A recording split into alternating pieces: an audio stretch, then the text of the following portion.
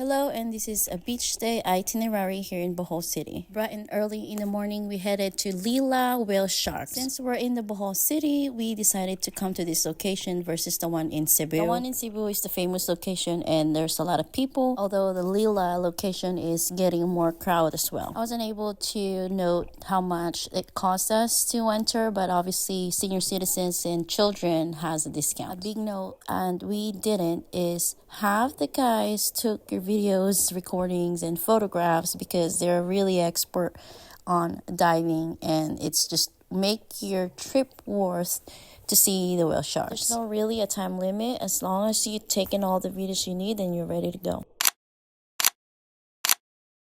After the Lila Whale Sharks, we went to Pangas Falls. There is a lot of falls around the city that you can visit, but we choose this location because we can bring our vehicle and it doesn't require a trail hiking to this location. I have my son with me and he's 7 years old, and we have senior citizens with us, so hiking in a trail is not really a good option for us. This is almost like noontime and it's just us in this location. People start coming in at this location by the time that we were leaving. It cost us very small fee and it's not more than 50 PHP, which is like $1 of each person.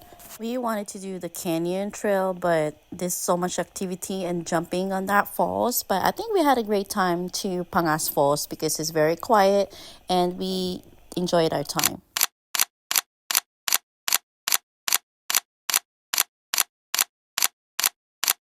After Pangas Falls, we are heading to Virgin Island. On this trip, there's a bunch of options and bundles. There is turtle snorkeling and there's a dolphin viewings. But we ended up skipping the snorkeling part. We just went straight to the Virgin Island. And as you're getting closer to the Virgin Island, there's gonna be a bunch of dolphins around the boat, so you better watch out.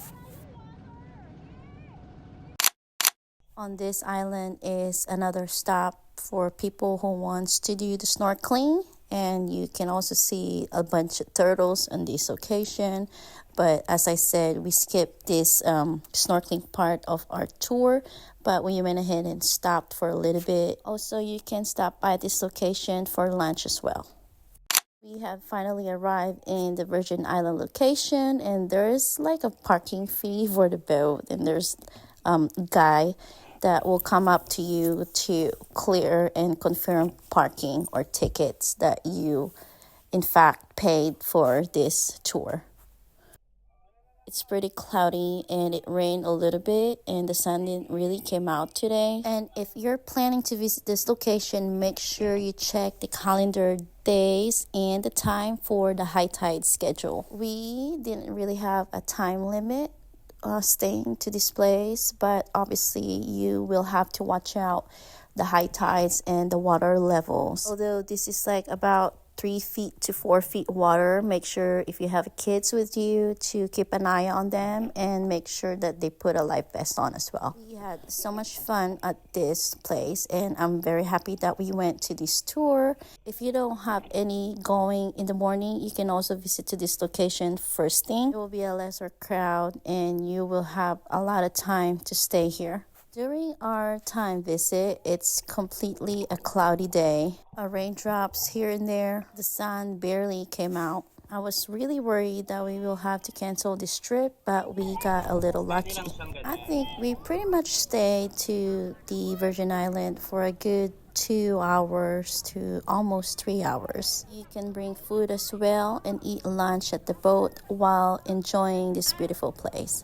Here's my son Tywing and obviously enjoying this place, and he couldn't stop jumping over and over. I literally love this place and I enjoyed my time, and I'm so glad that I took my family and friends to this place. And also my mom is from Bohol, but she never really came to visit herself as well.